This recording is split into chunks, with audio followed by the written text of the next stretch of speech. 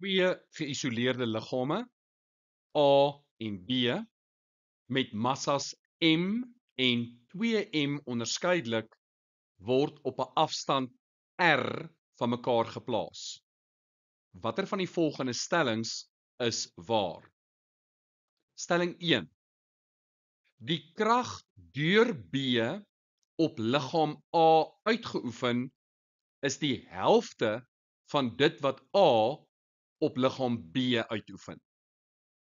Stelling 2. Die krag op die liggame uitgeoefen is onafhanklik van die massas van die liggame. Stelling 3. Die krag op liggaam A deur B uitgeoefen is gelyk, maar teenoorgestelde van dit wat op liggaam B deur A uitgeoefen word. En stelling 4. Die krag sal altyd aantrekkend wees. Watter van hierdie 4 stellings is almal korrek? Die korrekte stellings is natuurlik stelling 3 en stelling 4. Stelling 1 sê, die krag deur B op A is die helfte van dit wat A op B uitoefen. Hierdie stelling is foutief.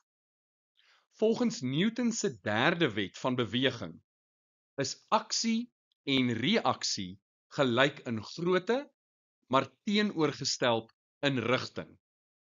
Al is B swaarder, die kragte op mekaar is ewe groot. Stelling 2 sê die krag is onafhanklik van die massas. Nou, daardie stelling is ook verkeerd.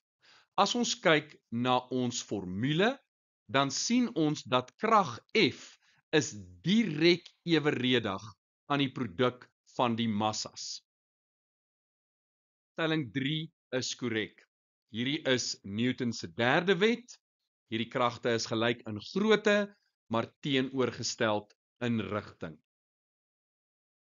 Stelling 4 is ook korrek. Gravitasiekrag is altyd aantrekkend, nooit afstotend nie.